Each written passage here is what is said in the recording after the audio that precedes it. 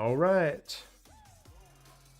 Ladies and gentlemen, there comes a time in everybody's lives where we're working on something and it just doesn't quite seem to want to work out. But thankfully, I have done a lot of the work for you, and when it comes to homebrewing your world, there is a finite number of things that we actually have to consider, certain things that we have to remember when we're building our homebrew world. And today, I'm going to talk about those things, about the foundation that we have to build so that we can have a full and lively, real feeling world for our players to live in. So hang out, enjoy, and let's get to work.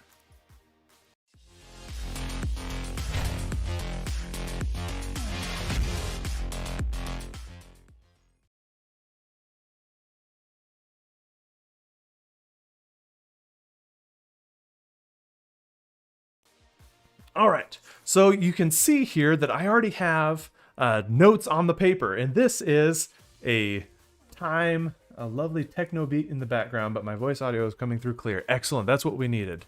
That's all I was looking for, just a little soft techno beat in the background. So I've already put notes down on the table, and today's episode, as you can see from clicking on whatever you clicked on, is about building our foundation. The foundation that our setting, our homebrew world is built on. And if you've hung around and watched any of my things, especially on Instagram, you would know that I am a big proprietor. I believe in starting small and building up and out, right? So you start at the smallest microcosm of the culture, and then you start building out. And that is the fastest way to the table. But when we are building a whole world, we need a little bit more, and it's usually good to start with at least a city, right? We want the city that we're working in, and this right here is going to give us that foundation, the foundation that we can build that city on, so that when our players play in that setting, it's going to feel full, and it's going to feel real, and it's going to feel lived in. This is what really gives you the spice, the culture, the little things like that that's going to help your world feel just right. So, as with any township, city, place, we need a name for where we are working. And of course, this is I am building from the perspective of, we'll move that down just a little bit. I'm building this for a new campaign setting that I'm playing in. So you can do this alongside me in whatever campaign setting you would like to work in, but I am going to do everything from my perspective in my new setting, which is called The Rising Tide. And this is going to be kind of a nautical, piratical, sea theme sort of game campaign setting, where if you were here for last week, the echoey video, you saw me talk about the concept. And the general concept, the uniqueness, the thingy that makes you want to learn more, is that the tide here in this setting is rising and not receding. Everywhere else in the world, the tide comes in and out like normal, right? The tide rises and falls with the moon as it passes, but for some reason, here in this islands chain, the islands of the moon, the tide keeps rising and rising and rising. And what that's going to do to the culture, and why is this happening, and what's going on. Hey Matt, I'm glad you're here, dude. You can see the notes from where you're at.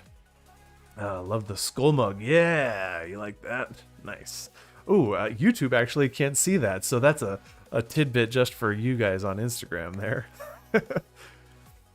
So the name that we want, we need a name for a town here, right? We can come up with anything, but if anyone in any of the chats feels like letting us know what you think a good kind of pirate-themed name would be. The name of the country is Zashida, and that's kind of the Western Isles is where this is in my world. So think kind of on the borders of like a kind of a Mexican-American, Spanish influence vibe. I really like the Spanish pirate feel. Yeah, Instagram gets the special view. That's it. So if anyone has a fun or cool name, we'll actually leave this blank for a while, and we'll see what other people come up with, right? So when we're thinking about founding our township, if you will, the whole point for this is how old is this environment? Because that will give us the right mindset, right? That is going to set us into the right frame of mind for moving forward, so that we're not, oh yeah, there's this monument to somebody or whatever, when the township's only 100 years old. Like, okay, that means that half the people living here remember the dude who the memorial's made for, right? Like, we need to understand that. Ooh, the breaks. Ooh, I kind of like that. The breaks. And that could be a cool kind of like region name, the breaks. If you are on Instagram and do want to see the notes that I'm writing, feel free to come on over to YouTube. Just follow my bio link, or the link is in my story.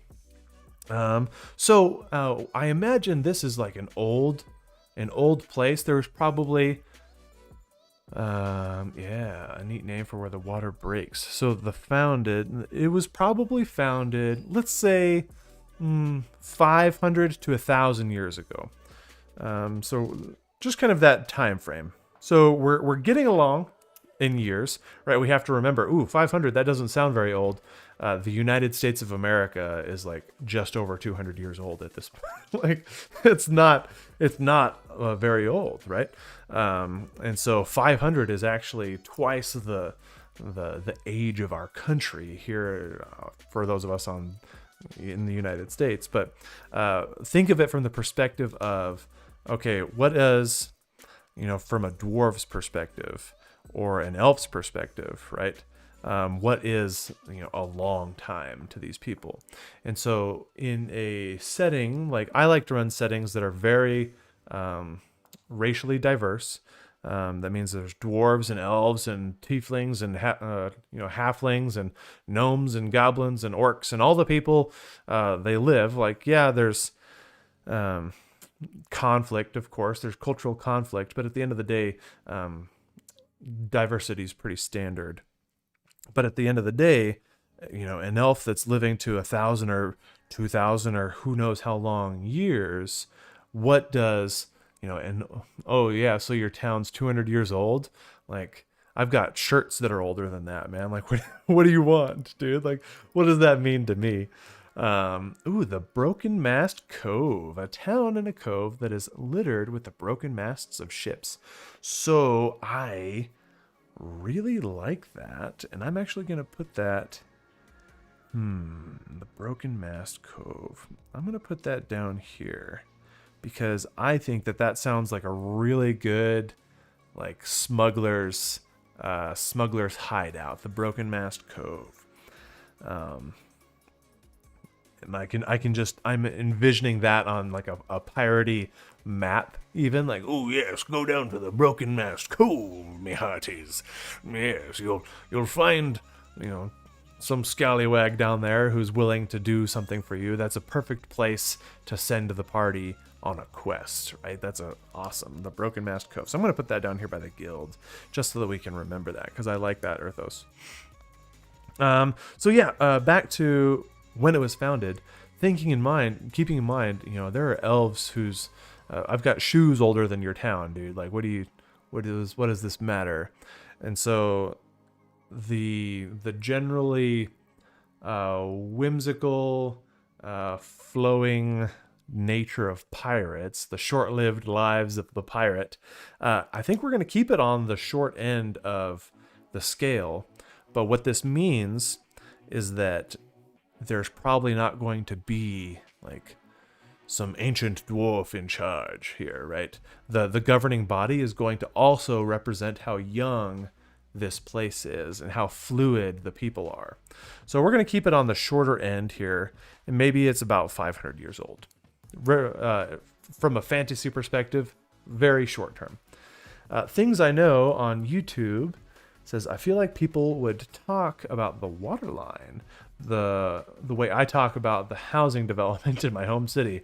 I remember when the water was still 200 meters from old Gwen's place. Yeah, definitely. And as that And so what that is doing, if we recall from the first episode, or if you haven't seen the first episode, I understand the echoey mic is absolutely horrible. But what that scarcity of resources does, that technology, the drive of power, is going to be driven by who is able to house the people. If you're the real estate owner and you own the island and the water is rising and people are like crawling up the each other's backs to stay out of the water, whoever's in charge of the land, they're definitely they are in the place of power until the dude with a ship shows up and like takes people and stuff. So there's definitely going to be some fluctuating power schemes going on here. The terrain, of course, is typical nautical island chain. So an archipelago sort of environment is what I'm envisioning. So there's probably something that attaches to the main body of the coast, but kind of an island chain. So that is that environment that I'm envisioning. Other terrains that it's good to think of biomes, okay, right? I immediately am in a nautical terrain, kind of a tropical nautical, right? Because it's easier to live there, right? You could always have an Arctic nautical. Ooh, that's terrifying just to think about. But or you could have but like a desert nautical where it's really like right along the equator, and so there's really not much life, and so it's just an atoll like with a couple trees sort of thing. Like, is it a volcanic chain? What is the nature of the biome? That's kind of the good thing to keep in mind. And so when you're building your world, okay, what is the terrain here? What's the biome? Because that's going to govern a lot of the economy. And the next step here, which is the founding locale. Why do people live here? Why was this place founded? Any reason that people live in a place, it revolves around the economy. The economy is, at its base, the reason for people to live where they do, right? You live where you live because of its access to your resources, i.e. your job, i.e. how close to the supermarket it is, right? In a fantasy setting, they reside in this place because of, probably the fishing industry is probably pretty large. So the fishing industry, to supply up the archipelago, so up the island chain into the mainland. So there's going to be like a big trade city, probably. It could be on a crossroads. So north-south on the coast, it could be kind of the Caribbean, where it has its access into the Gulf. So you can access all of the Mexican border there, into the North America, into South America. That was why Puerto Rico and Cuba were so quintessential, so important to trade, right? It could be kind of that situation depending on where it is on the map. For me, it makes for a really good north-south access point. So it's going to be along a north-south trade route. But as for east-west trade, there's really very little, because no one goes into the Western Ocean. Like there's nothing out there, at least that anyone has found.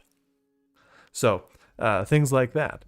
So there's a reason, economic reason. It could be forestry, depending on how small your township is. It could be mining. It could be farming. It could be any number of things. I'm certainly unoriginal.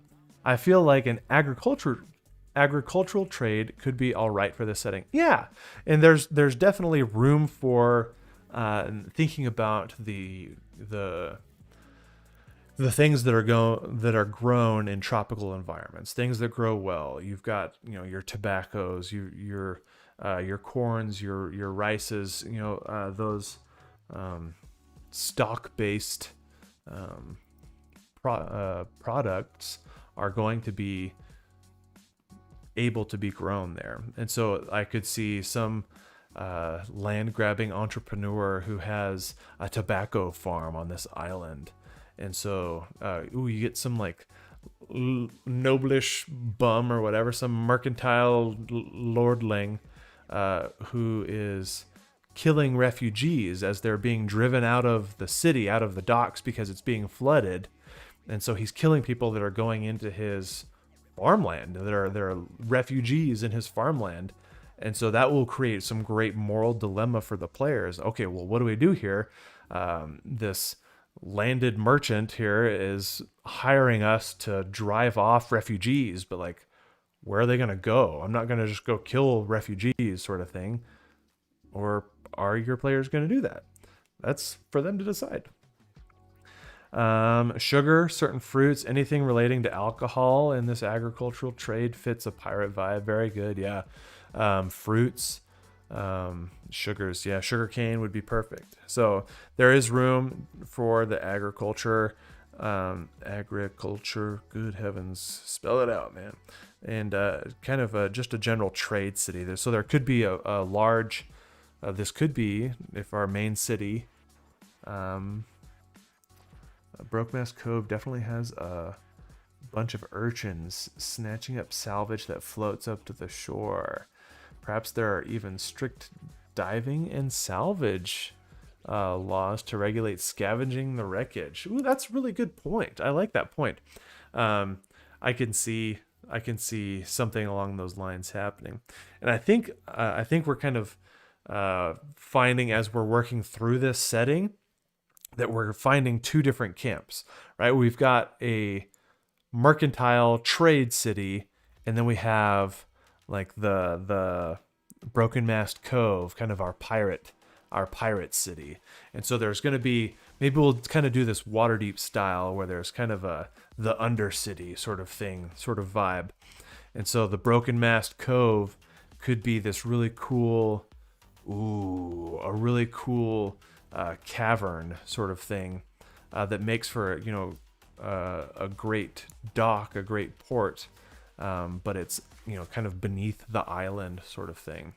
And then the trade city that's up on top of the city that manages a lot of the agriculture and trade inland could be a really cool, very cool vibe. I like it a lot. But that all leads to, what is the size of the settlement? Okay. We have started to see kind of a twofold, the pirate village plus the mercantile trade city. And so this is probably, for a good solid pirate undercity, a large city, but not a capital city, I'm thinking. So definitely, maybe like a regional capital, but not like a national capital.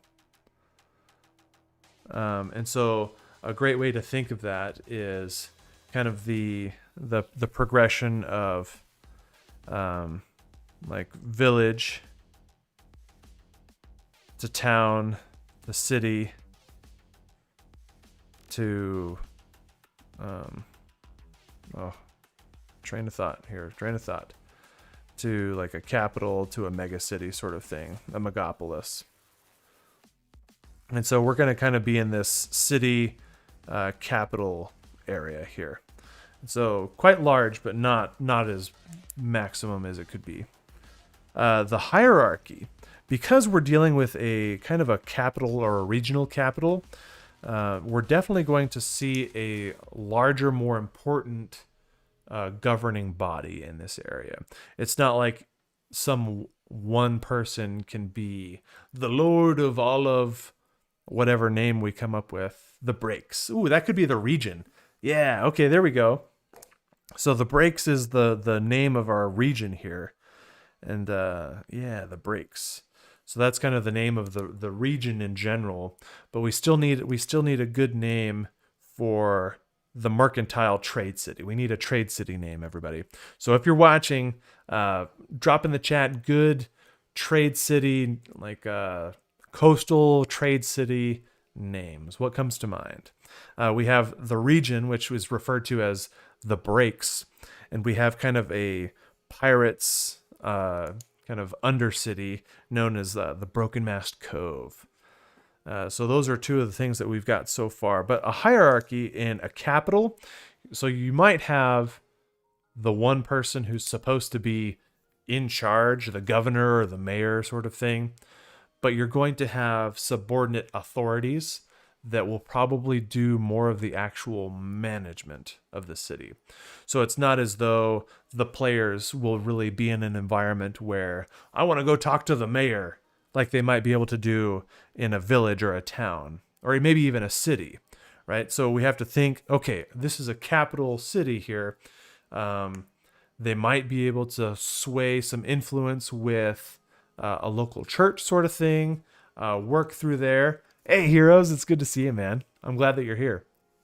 Thanks for stopping in. Unoriginal says the governing body could be like a group of large merchants keeping order through profit and only caring about the revenue. The floating wares, a merchant city whose harbor is filled with floating shops. Ooh. Dan Ciego. Things I know on YouTube says, let's call it Dan Ciego. That's going to be the name of the mayor. Dan Ciego. Our good mayor, Dan Ciego, of the floating city. Earthos, you've been on fire tonight, man. I like that. So, Unoriginal mentioned kind of a large, kind of a merchant council, and I really like that. And because I like that, I actually used that exact idea in my Great Green Sea campaign. So if you want to go see the world building that I did just like this with various episodes on building that world, the Great Green Sea campaign, Bastion Irontree is governed by a merchant council, a council of merchants in its own independent city-state. So I think I want this to be a little bit more kind of Spanish conquistador government feel, right? There's going to be lords and ladies and people placed in offices and magistrates and that sort of thing. A little bit more classical medieval fantasy sort of thing. So maybe the Dons, the Council of Dons. So they're still technically like landed nobles, but at the end of the day, they're very heavily invested in the mercantile trade of the area. Yeah. So maybe let's kind of roll with that. Let's kind of roll with the Spanish expansion into Mexico, the Mexican government sort of thing with the Dons and everything like that. Matt says maybe the city is the main one and is the neutral one where there's no fighting takes place, or any fighting in the city limits is punished severely. Ooh, so that's good. I like that. And it could be that, okay, so yeah, here we go. If you are a Don, it means that you are essentially like the baron or governor of your own island. So there's a Don of each island in this island chain, the Isles of the Moon. And so if you are a Don, it means that you're a baron or a governor of that island. And how affluent and how influential your island is and how large it is, that determines kind of your pecking order in the Council of Dons here. And so we have Don Dan Ciego. Heroes says Mayor Dan Ciego. He lives north of San Diego, actually. Awesome.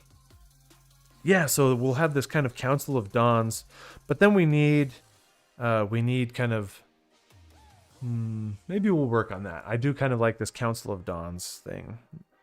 That could be a good hierarchy. So they are kind of like landed nobles, but there is going to be kind of an earl or something like that.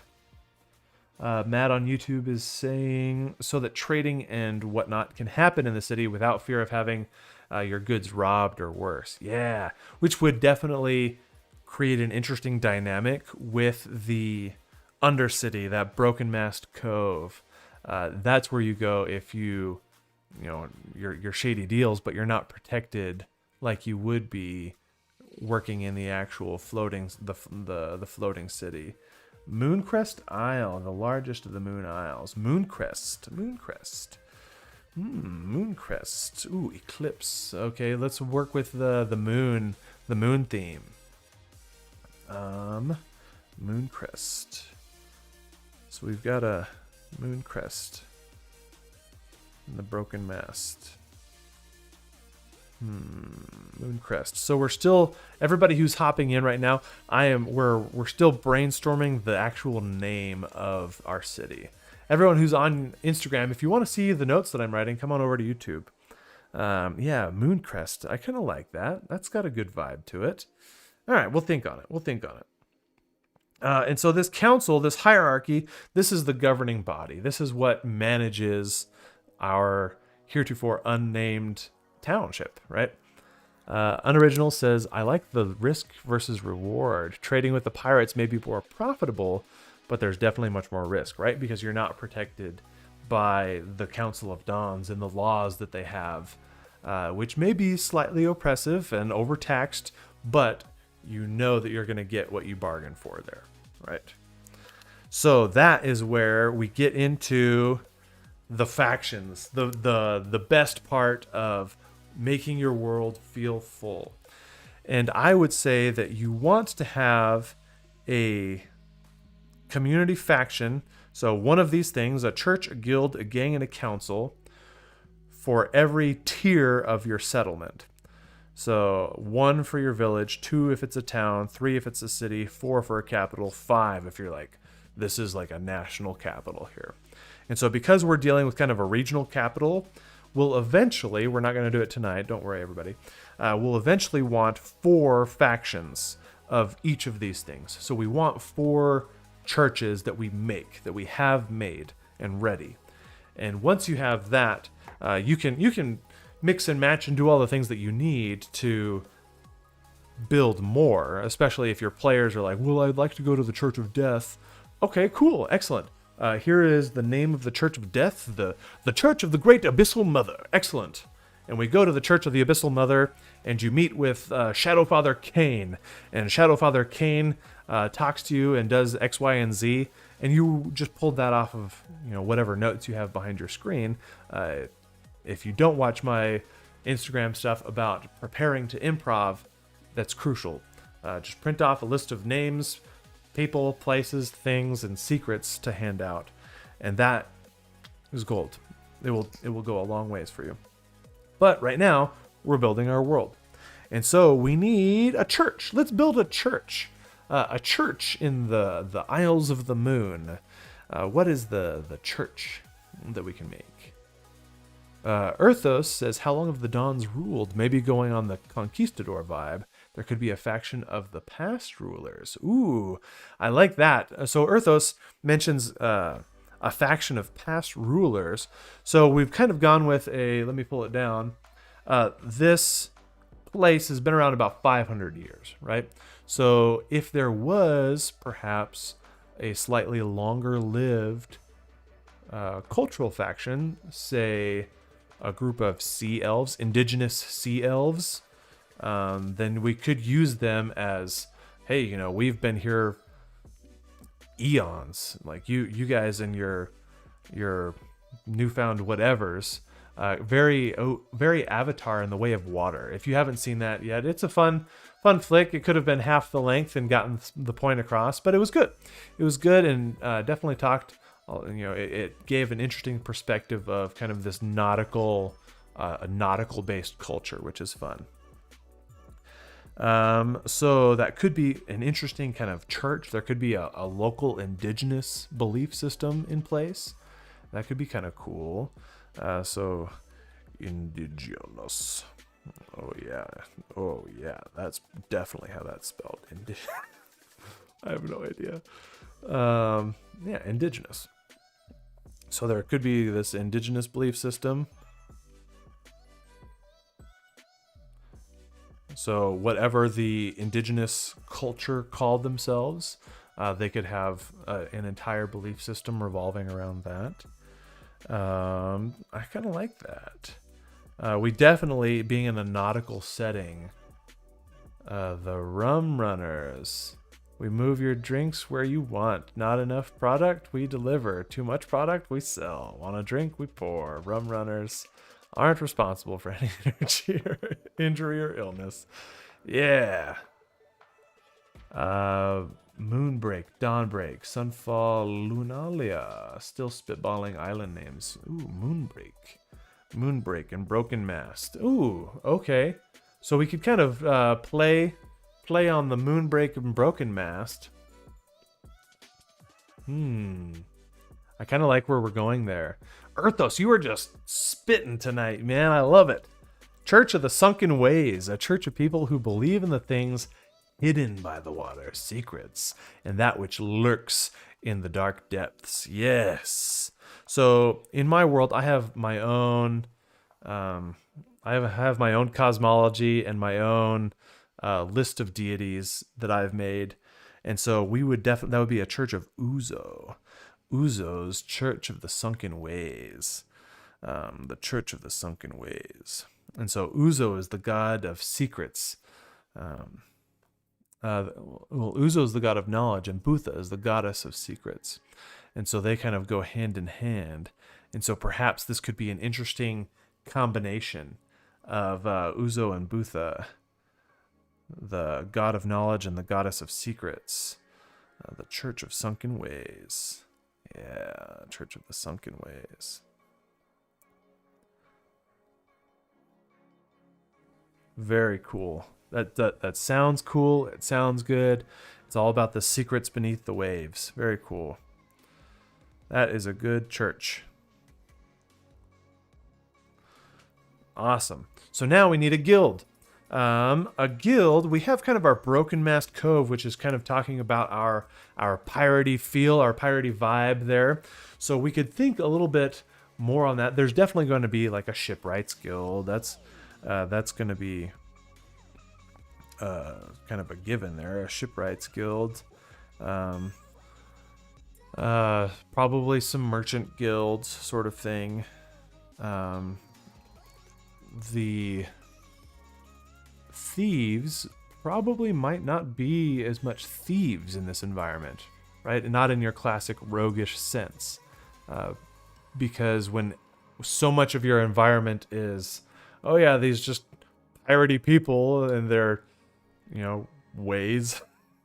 Like, what's a thieves guild? Like, oh yeah, you mean like the guys next door? Sure, man. Like, okay, what do you... And so it would probably be like crews rather than thieves guilds. And so being a part of a crew or a part of a group of crews, kind of a gang, very gang related there. That actually, we're kind of drifting already into gangs there. Crew of pirates. Yeah. Crews of pirates would probably be like the primary source of gangs. But then again, we are messing around with kind of a little bit of a totalitarian vibe with kind of the conquistador Spanish nautical feel with the dons and the landowners and things like that. And so there kind of could be a little bit of the iron gauntlet of the law might weigh a little heavy here. And so we could kind of probably say the law enforcement or the body of enforcers could in its own right be considered kind of a gang or an organization at the very least. So the law enforcers, because we did talk about how any laws that are broken like in the trade city, I like Mooncrest and Broken Mast. Mooncrest sounds good. The law enforcers in the city could be a little bit like overboard, right? They could go a little overboard, right? With how they uphold laws, with how hard they are about, taking their job seriously or not. But yeah, that's an interesting. Just because they're the good guys doesn't mean they're necessarily good guys. And then any councils. We kind of already talked about the Council of Dons, and we can establish any merchant councils sort of thing. Once again, this is all just super loose, and a lot of it's going to mix and match and mesh and all the things. But because we're in a capital size, before you play, you can play with or without. It's really not that big of a deal. But when I'm making a new setting at the very least, like to have around 4 for this size of a city, this size of an environment, of each of these things. And then next week, we'll talk more about what's coming next. Now that we have the foundation, it's time to start building on that foundation. It's time to start putting up our walls and doing all the things and whatever metaphor you want to use, right? We've got our keel. It's time to build the rest of our ship here. Things I know: unspoken agreement to keep all conflict on the water. Ooh. So what happens outside the cove doesn't come ashore. The keel haulers. Ooh, the keel haulers. That's a good one. The keel haulers. And I do like the culture, the little bit of culture there. Things I know. So that little bit of culture is going to go a long way when your players, come ashore. Yeah, definitely derogatory Earthos. But when your players come ashore and they're reminded at the dock, hey, keep it on the water sort of thing, kind of a, what happens in Vegas stays in Vegas, and welcome to Mooncrest. Yeah, definitely. We're going with Mooncrest. It sounds good. Welcome to Mooncrest. Keep it on the water, and just that sort of vibe is definitely going to be good with the law enforcers there. So very good. I like it a lot, you guys. Some awesome things were discussed tonight. But in recap, this is just one way. You can build your world however you feel the need to build your world. This is just the foundation that I like to start with before I start fleshing outwards, because it sets me in the mindset of the environment that I'm working in. This is specifically for building a world, right? Knowing that this city is about 500 years old, but that there's an indigenous population that possibly existed earlier than that, and there's an entire culture and belief system still imbued in the local people, that this settlement is a regional capital and it's called the Breaks, and all of these things mesh together and piece together to create the world that your players are going to play in. Oh, yeah, Matt, I stream on Twitch. I'm on YouTube, Twitch, Instagram, all the things. So everybody, please follow, subscribe, all the good stuff. I'm going to go ahead and give us the outro and then close us out for the evening with any questions, answers, and we can continue to work if we want. So we'll go ahead and make that happen. As always, have fun and take care of your players.